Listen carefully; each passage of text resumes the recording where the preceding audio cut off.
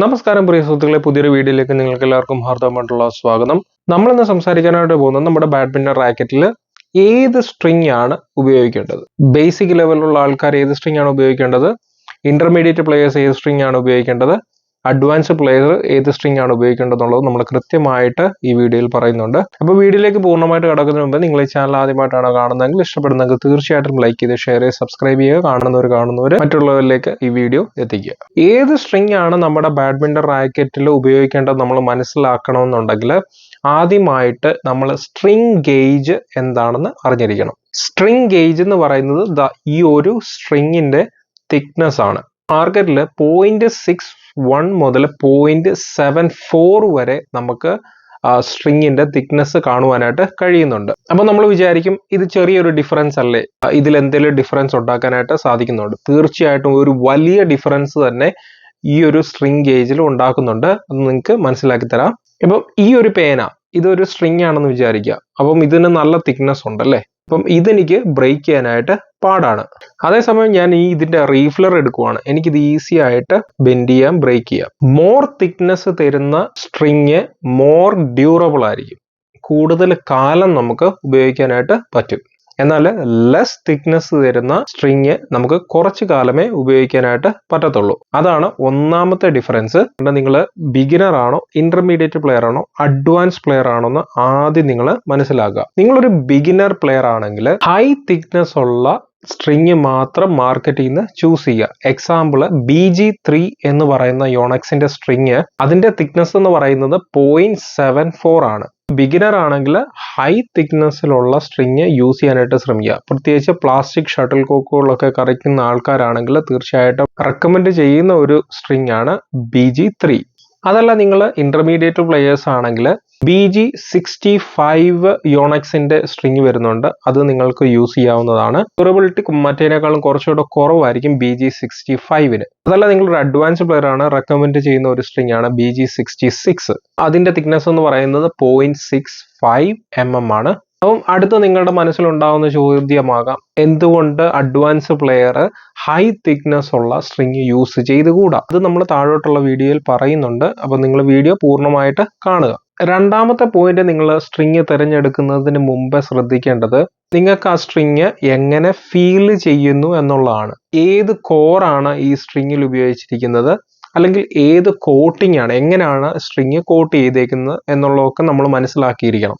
ഉദാഹരണത്തിന് BG80 എന്ന് പറയുന്ന യോണക്സിന്റെ സ്ട്രിങ്ങിന് നമ്മൾ തൊട്ടു നോക്കുവാണെങ്കിൽ സ്മൂത്ത് ആയിട്ടായിരിക്കും അനുഭവപ്പെടുന്നത്. എന്നാൽ BG80 പവർ എന്ന് പറയുന്ന സ്ട്രിങ് നമ്മൾ തിരഞ്ഞെടുക്കുകയാണെങ്കിൽ നമുക്ക് കുറച്ച് സ്ട്രിങ് റഫും ആയിരിക്കും, അതുപോലെ തന്നെ മറ്റേക്കാളും കുറച്ചുകൂടെ തിക്നെസ് കൂടുതലായിരിക്കും. സ്ട്രിങ് ഫീലിനെ നമുക്ക് മൂന്നായിട്ട് തിരിക്കാം. ആദ്യത്തെ സോഫ്റ്റ്, രണ്ടാമത്തേത് മീഡിയം, മൂന്നാമത്തേത് ഹാർഡ്. കേരളത്തെ സ്ട്രിങ് ഗേജിൽ ഞാൻ പറഞ്ഞു കഴിഞ്ഞു, അഡ്വാൻസ് പ്ലെയർ എപ്പോഴും ലെസ് തിക്നെസ് സ്ട്രിങ് ആയിരിക്കും ഉപയോഗിക്കുക എന്ന്. അപ്പോൾ ഇവിടാണ് ആ പോയിന്റ് വരുന്നത്. സ്ട്രിങ് സോഫ്റ്റ് ആകും തോറും പ്ലെയേഴ്സിന് ഷട്ടിൽ കോക്ക് കൺട്രോൾ ചെയ്യാനായിട്ട് കുറച്ചുകൂടെ ഈസി ആയിരിക്കും. കുറച്ചുകൂടെ ഷട്ടിലിനെ കൺട്രോൾ ചെയ്യാനും ഫീൽ ചെയ്യാനും ഒക്കെയാണ് അവർ സോഫ്റ്റ് സ്ട്രിങ് യൂസ് ചെയ്യുന്നത്. മുകളിൽ പറഞ്ഞ പോലെ സോഫ്റ്റ് സ്ട്രിങ്ങിന് ഡ്യൂറബിലിറ്റി വളരെ കുറവായിരിക്കും.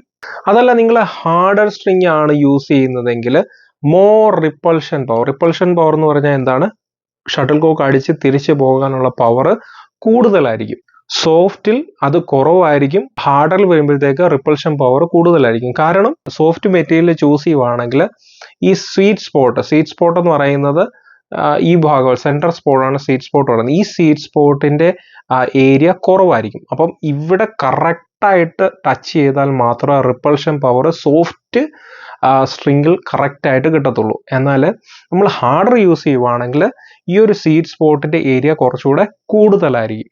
ബിഗിനേഴ്സ് ഒക്കെ അവിടെ ഇവിടെയൊക്കെ ഷട്ടിൽ കോക്ക് അടിക്കാനായിട്ട് സാധ്യത കൂടുതലാണ്. അപ്പം പവർ ജനറേറ്റ് ചെയ്യണമല്ലോ, അതുകൊണ്ടാണ് അവർ ഹാർഡർ യൂസ് ചെയ്യുന്നത്. അഡ്വാൻസ് പ്ലെയർ അവർ കറക്റ്റായിട്ട് സ്വീറ്റ് സ്പോട്ട് ഹിറ്റ് ചെയ്യും. അപ്പോൾ അവർക്ക് അത് വേണം താനും, അവർക്ക് ഷട്ടിൽ കോക്ക് കൺട്രോൾ വേണം താനും.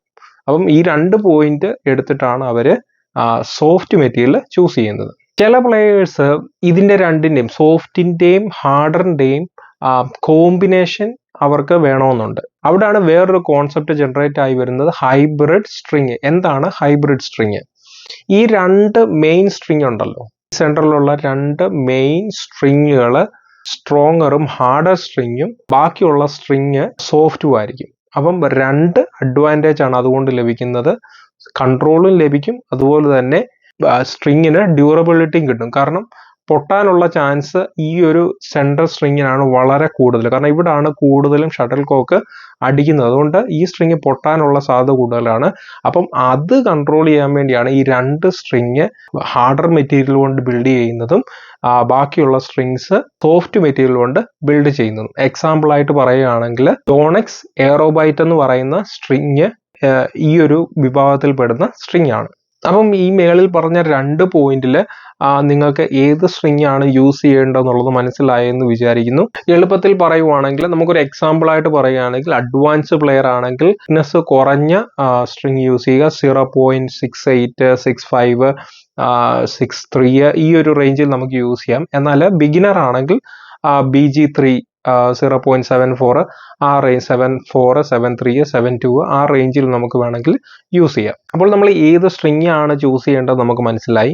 ബാഡ്മിന്റൺ റാക്കറ്റിൽ എത്ര ടെൻഷനിലാണ് നമുക്ക് ഈ സ്ട്രിങ് വേണ്ടെന്നുള്ളത് എങ്ങനെയാണ് മനസ്സിലാക്കുന്നത്. അത് മനസ്സിലാക്കണമെന്നുണ്ടെങ്കിൽ ഹയർ ടെൻഷൻ കൊണ്ട് ഉണ്ടാകുന്ന അഡ്വാൻറ്റേജ് മനസ്സിലാക്കണം, അതിന്റെ ഡിസഡ്വാൻറ്റേജ് മനസ്സിലാക്കണം. അപ്പോൾ ഹയർ ടെൻഷൻ ചെയ്യുവാണെങ്കിൽ ഷട്ടിൽ കോക്കിനെ ഈസി ആയിട്ട് കൺട്രോൾ ചെയ്യാൻ പറ്റും, അതുപോലെ തന്നെ പവർ ജനറേറ്റ് ചെയ്യാനായിട്ട് പറ്റും. ഒരു ഫോൾട്ട് എന്ന് പറയുന്നത് ഇതിന്റെ സ്വീറ്റ് സ്പോട്ട് ഏരിയ എന്ന് പറയുന്നത് വളരെ കുറവായിരിക്കും. ഹയർ ടെൻഷനെ കുറിച്ച് മനസ്സിലായി. ഇനി എത്ര LBSലാണ് ഞാൻ എൻ്റെ ഈ ബാഡ്മിന്റൺ റാക്കറ്റ് കെട്ടേണ്ടത് എന്നുള്ളത് എങ്ങനെ മനസ്സിലാക്കാം. അഡ്വാൻസ് പ്ലെയർ ആണെങ്കിൽ 28 മുതൽ 34 LBS വരെ സ്ട്രിങ് കെട്ടാവുന്നതാണ്. ഹയർ ടെൻഷന് കെട്ടിക്കഴിഞ്ഞ ഡിസഡ്വാൻറ്റേജ് എന്താണെന്ന് ചോദിച്ചു കഴിഞ്ഞാൽ എപ്പോൾ വേണമെങ്കിലും ഈ സ്ട്രിങ് പൊട്ടാം, നിങ്ങളുടെ റാക്കറ്റ് ഡാമേജ് ആകാം. നിങ്ങളൊരു ഇന്റർമീഡിയറ്റ് പ്ലെയർ ആണെങ്കിൽ നിങ്ങൾക്ക് 24 LBS മുതൽ 28 LBS വരെ നിങ്ങൾക്ക് സ്ട്രിങ് ടെൻഷൻ യൂസ് ചെയ്യാം.